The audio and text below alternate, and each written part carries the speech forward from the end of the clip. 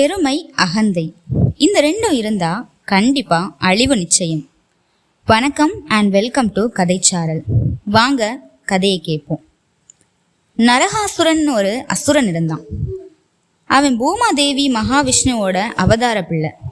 அதனால அவனுக்கு ரொம்ப சக்தியும் அருள் சக்தியும் இருந்துச்சு. பிறக்கும்போது அவன் ரொம்ப நல்லவன், அறிவும் தியானமும் நிறைஞ்சவன். ஆனா அதுக்கப்புறம் சக்தி அதிகமாகி தன்னை உலகத்துல ரொம்ப வலிமைசாலின்னு நினைச்சான். அவன் கடுமையான தவம் பண்ணி பிரம்மங்கிட்ட ஆசீர்வாதம் பெற்று அவனை யாருமே அவ்வளோ சீக்கிரம் கொல்ல முடியாத வரத்தையும், ஏன் மனிதரும் தெய்வத்தாலையும் கூட என்ன கொல்ல முடியாதுங்கிற வரத்தை பெற்றான். அந்த வரத்தை பெற்ற பிறகு அவனுக்கு ரொம்ப பெருமை ஆழ்ந்து தெய்வத்தையும் வெற்றி கொண்டு அதுக்கப்புறம் பல பெண்களையும் சிறைப்பிடிச்சு அவனோட அரண்மனையில அடைச்சி வச்சான்.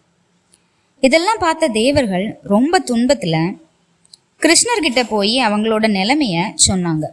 கிருஷ்ணர் உடனே நரகாசுரனை அழிக்கிறது என்னோட கடமைன்னு சொன்னாங்க. அதுக்கப்புறம் கிருஷ்ணர் தன்னோட துணைவி சத்தியபாமையோட சேர்ந்து நரகாசுரனை எதிர்த்து போராடினாங்க. போர் ரொம்ப கடுமையா நடந்துச்சு. சத்தியபாமை தான் பூமாதேவியின் அவதாரங்கிறதால அவரோட வழியாவே நரகாசுரன் கொல்லப்பட்டான். சத்தியபாமையோட அம்பு நரகாசுரன் மார்பிள பாஞ்சு அவன் உயிரிழந்தான். அப்போதான் சத்தியபாமை நரகாசுரனோட அம்மானு அவனுக்கு தெரிய வந்தது. அவன் இறக்குறதுக்கு முன்னால நரகாசுரன் ஒரு வேண்டுகோள் வச்சான். என்னன்னா, என்னோட இறப்புனால மக்கள் எல்லாரும் துன்பப்படாம சந்தோஷமா இனிப்பு சாப்பிட்டு கொண்டாடக்கூடிய நாளா இருக்கணும்னு. கிருஷ்ணரும் சத்தியபாமையும் அந்த வேண்டுகோளை ஏத்துக்கிட்டு அவனுக்கு அந்த வரத்தை கொடுத்தாங்க.